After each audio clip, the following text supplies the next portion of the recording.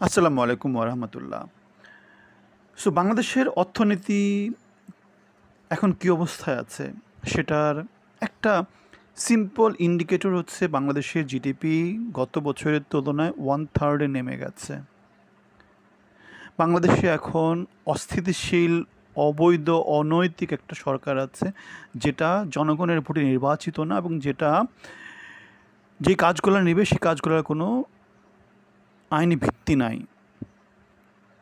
যে সরকার জনগণের ভোটে নির্বাচিত না, সুতরাং এরকম একটা জায়গাতে মানুষ বিনিয়োগ করবে না, নতুন বিনিয়োগ আসবে না, বরং তারা যে পলিসিগুলো নিচ্ছে সেই পলিসিগুলো গত সরকারের বা অনেক অনেক বছর ধরে যে পলিসি ছিল তার কনফ্লিক্টিং।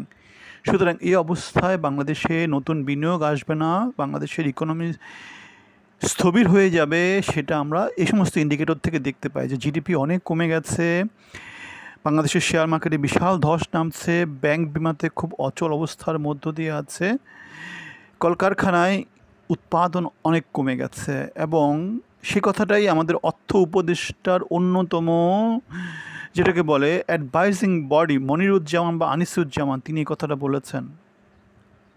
যদিও আমাদের অর্থ উপদেষ্টা নানা রকমের দাবি করেছে, কী দাবি করেছে? মূল্যস্ফীতি কমানো গেছে, ব্যাংকের ধস কমানো গেছে, অর্থনীতির ইন্ডিকেটরগুলো সব ঘুরে দাঁড়িয়েছে, নানা রকমের দাবি করেছে।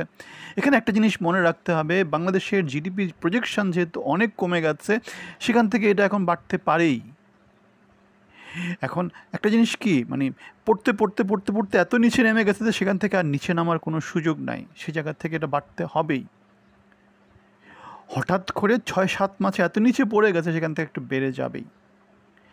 এখন সেই বেড়ে যাওয়াকে আমরা ঘুরে দাঁড়ানোর কথা বলতে পারি না, বরং যদি এমন হতো যে বাংলাদেশের জিডিপি প্রজেকশন গত 6-7 বছর, গত 15 বছর, 10 বছর ধরে বাংলাদেশের জিডিপি মোটামুটি 6-এর উপরে ছিল। যেহেতু বাংলাদেশ চীন এবং ভারত বেল্টে আছে, বাংলাদেশের জিডিপি অনেক ভালো ছিল। এখন জিডিপি ওই ভালো থেকে যদি আমি ভালো করতে পারতাম, সেক্ষেত্রে সেটাকে আমি ভালো বলতাম। এখন তাহলে জিডিপি পড়ে গেছে, সেখান থেকে একটু বাড়া শুরু করেছে, সেটাকে ভালো বলা কি যাবে? আমি বলি যে অবশ্যই যাবে না। আর এই সরকার যেহেতু অনির্বাচিত সরকার, এই সরকারের সময় যেহেতু স্থিতিশীল কোনো কিছু আশা করা যায় না, অস্থিতিশীল সরকার, সুতরাং ইকোনমিতে যে স্থিতিশীলতা আসবে সেটা তো কোনো কারণ নাই। আপনি যদি মনে করেন কারণ আছে, কি কারণ আছে সেটা আমাদেরকে কমেন্টে বলতে পারেন। যদিও আমাদের অর্থ উপদেষ্টা, আমাদের প্রধান উপদেষ্টা নানা রকমের দাবি করছে, সে দাবিগুলোর পিছনে খুব একটা কারণ আছে বলে আমাদের মনে হয় না। কেননা আমাদের অর্থনীতির যে থিওরিগুলো, সেগুলো আমাদেরকে এই কথাটাই বলে। অনন্ত জলিল বাংলাদেশের বাংলা সিনেমার একজন অভিনয়ক, তিনি কি করছেন, তিনি তার একটা গার্মেন্টস ফ্যাক্টরি আছে, 94 থেকে সেটা অপারেশনে আছে, মোটামুটি প্রায় 30 বছরের একটা তাদের অপারেশনাল হিস্ট্রি আছে। তো এই সময়ের মধ্যে তারা বলছে যে তার ফ্যাক্টরিতে 12,000-এর মতো কর্মচারী আছে। তারা বলছে যে অগাস্ট থেকে এই পর্যন্ত তারা খুব বাজে অবস্থার মধ্য দিয়ে আছে, নানা রকমের অস্থিতিশীল পরিস্থিতি তারা তৈরি করছে, কিছু কিছু শ্রমিক মিলে এই জিনিসগুলো তৈরি করছে, এবং যার ফলে যেটা দাঁড়াচ্ছে সেটা হচ্ছে গিয়ে অনেক ফ্যাক্টরি বন্ধ হয়ে গেছে। হ্যাঁ, বন্ধ হয়ে গেছে, সেটা আমরা জানি। হাসিনা সরকারের সময় ওখানে আশুলিয়া এলাকাতে, সাবাত্তাবার এলাকাতে অনেক অসন্তোষ ছিল, এরপরে অসন্তোষ হয়েছে। এটাই স্বাভাবিক। কেন? বার্গেন পাওয়ার কাদের আছে? গার্মেন্টস ফ্যাক্টরির লোকদের বার্গেন পাওয়ার আছে। বাংলাদেশে লাভ কোথায় আছে? গার্মেন্টস ফ্যাক্টরিতে আছে, কিন্তু সেখানে কষ্ট করতে হয়। আর কোথায় লাভ আছে? এনজিওতে আছে। আর কোথায় আছে? ইউনিভার্সিটিতে আছে, জনশক্তি রপ্তানিতে আছে। আপনারা দেখেন, এগুলো প্রত্যেকটাতে কিন্তু আমাদের গ্রামীণ, মানে আমাদের ইউনুস সরকার আছে, ইউনুসের প্রত্যেকটা জায়গাতে ব্যবসা আছে, এবং সে সরকার আসার পরে সে সবগুলোতে কিন্তু সে লাইসেন্স নিয়েছে ব্যবসা করার জন্যে।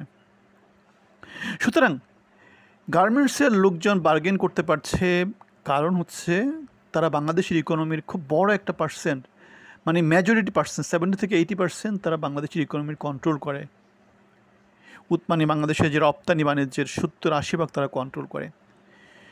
সুতরাং বাংলাদেশ চলছে তাদের টাকা দিয়ে। এখন আপনি যদি ওখানে রেগুলেশন প্রতিষ্ঠা করতে চান, আপনাকে একদম গ্রাস রুট থেকে শুরু করতে হবে। যেহেতু বাংলাদেশের গার্মেন্টসের হিস্ট্রি কত থেকে, 1980 সাল থেকে মোটামুটি 40-50 বছরের একটা ইতিহাস আছে। বাংলাদেশকে এই পর্যন্ত নিয়ে আসার পেছনে গার্মেন্টস ফ্যাক্টরি বড় একটা ভূমিকা আছে। নারীর ক্ষমতায়ন, নারীদেরকে ইন্ডাস্ট্রিয়ালাইজেশনে কাজ করার যে সুযোগটা গার্মেন্টস ফ্যাক্টরির মাধ্যমে তৈরি করে দিয়েছে, সস্তা শ্রম যে বাংলাদেশকে অ্যাভেলেবল করেছে। বাংলাদেশের জনশক্তির অর্ধেক হচ্ছে নারী গোষ্ঠী, তারা যে কর্মেতে মানে কাজকর্মে পার্টিসিপেট করতে পারছে, সেটা হচ্ছে বাংলাদেশের ইকোনমি একটু একটু এগিয়ে যাওয়ার একটা বড় কারণ। বাংলাদেশে তো আর কিছু নয়, বাংলাদেশে আর কি আছে? ছেলেরা কোথায় কৃষিকাজ করে আর মেয়েরা কোথায় কোথায় গার্মেন্টসে কাজ করে, এই তো, নাকি আর কিছু আছে? আর কেউ কেউ আছে কি মিডল ইস্ট নানা জায়গাতে শ্রম বিক্রি করে, আর এগুলোকে লুটেপুটে খাচ্ছে কারা? আমাদের এনজিও সমাজ, আমাদের রাজনীতিবিদরা, আমাদের বড় বড় যে বিজনেসম্যান আছে তারা খাচ্ছে। সো রক্তের উপর ভিত্তি করে বাংলাদেশের ইকোনমি দাঁড়িয়ে আছে। এই ইকোনমিতে আমরা যাদেরকে দেখতে পাই, ডাইপার বাহিনী, অচল বাহিনী, অপদার্থ বাহিনীদেরকে দিয়ে যেভাবে দেশ চালানো হচ্ছে, পলিসি তৈরি করা হচ্ছে, যেভাবে কোনো কাজ করতে পারছে না। যেমন খালেদ মহিউদ্দিনের একটা অনুষ্ঠানে আমাদের অর্থ উপদেষ্টাকে জিজ্ঞাসা করা হয়েছিল, গত 7-8 মাস ধরে তো দেশ থেকে টাকা পাচার হচ্ছে না, তাহলে দেশের রিজার্ভ বাড়ছে না কেন? খুব যুক্তিযুক্ত কথা। আগে বলা হতো যে বাংলাদেশে যত ডলার আসতো সেই ডলারগুলো সব বাইরে পাঠিয়ে দেওয়া হতো। এখন 7-8 মাস ধরে যেই টাকা তো মানে সরকারের দাবি অনুসারে বাইরে মানি লন্ডারিং হচ্ছে না, বাইরে পাচার হচ্ছে না, তাহলে বাংলাদেশের রিজার্ভ বাড়ছে না কেন? একটা খাত তো বিশাল বন্ধ হয়ে গেছে না?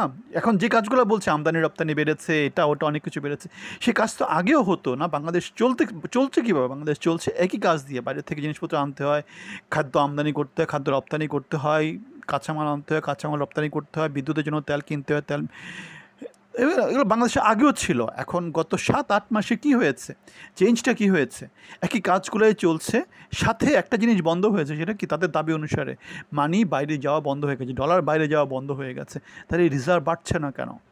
এটার উত্তর কিন্তু আমাদের অর্থ উপদেষ্টা দিতে পারেনি। তাহলে আমরা যেটা বলছি, বাংলাদেশের সব কিছু ফানুসের উপর দাঁড়ায় আছে। বাংলাদেশের ইকোনমি, বাংলাদেশের পলিটিক্স, বাংলাদেশের জনসমাজ, বাংলাদেশের নীতি নির্ধারণের লোকজন সব কিছুর উপর দাঁড়িয়ে আছে, একটা হাওয়ার উপর দাঁড়িয়ে আছে। সত্যিকার বেসটা হচ্ছে বাংলাদেশের স্থিতিশীলতা লাগবে, ইনক্লুসিভ পলিসি লাগবে, বাংলাদেশে একটা গণতন্ত্র লাগবে, বাংলাদেশে একটা মেধাভিত্তিক লিডারশিপ লাগবে।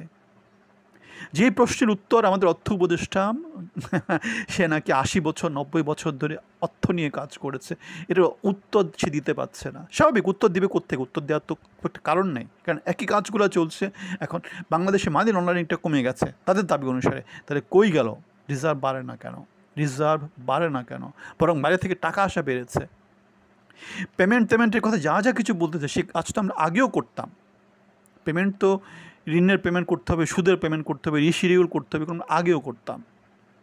হয়তো কিছু বেড়েছে অথবা কমেছে, ডিপেন্ড করছে আমাদের ডলার কীভাবে আসছে, দেশে আসছে কীভাবে, রেট অনুসারে। সুতরাং যে কথাটা বলছি, তাহলে অর্থনীতি আমাদের স্থিতিশীল কখন হবে, ভালো লাইনে কখন আসবে? যখন নির্বাচিত সরকার আসবে, দেশের স্থিতিশীলতা বজায় থাকবে। এবং দেশের স্থিতিশীলতা বজায় থাকতে কী করতে হবে? ইনক্লুশনের পথে হাঁটতে হবে, সবাইকে নিয়ে চলতে হবে। যদি অর্ধেক জনগোষ্ঠীকে বাদ দিয়ে কী করতে হবে? তারা আন্দোলন করবে, সংগ্রাম করবে, রাস্তাঘাটে অস্থিতিশীল পরিস্থিতি তৈরি করবে। অনন্ত জলিল যে কথাগুলো বলেছে, সেই কথাগুলো সাথে বাংলাদেশের শিল্প সমাজের, বাংলাদেশের অর্থনীতি সমাজের সবাই একমত। আপনারা আব্দুল আওয়াল মিন্টুর একটা কথা শুনেছেন কিনা আমি জানি না, ন্যাশনাল ব্যাংকের চেয়ারম্যান, তিনিও একই কথাই বলেছেন। সো এই কথাগুলো হচ্ছে আমরা যারা অর্থনীতি বুঝি, আমরা যারা রাজনীতি বুঝি, আমরা যারা সমাজনীতি বুঝি, আমরা যারা সরকারের বাইরে আছি, তারা আমরা এই কথাগুলো বুঝি। কিন্তু সরকারে যারা আছে তারা আবার হাসিনা সরকারের মতো সেই প্রোপাগান্ডা দিয়ে যাচ্ছে, সেই প্রোপাগান্ডা চলতেই থাকবে। ইউনুসে যেমন প্রোপাগান্ডা হচ্ছে, পালিয়ে যাওয়া, এটা ওটা নানা কিছু। সুতরাং ভয়ের কোনো কারণ নাই। বাংলাদেশের মানুষজন আছে, বাংলাদেশের মানুষজনের চোখ খোলা আছে, বাংলাদেশের মানুষজন দেখতেছে কোথায় কী হচ্ছে। আপনার মতামত জানাবেন, ভালো থাকবেন, ধন্যবাদ।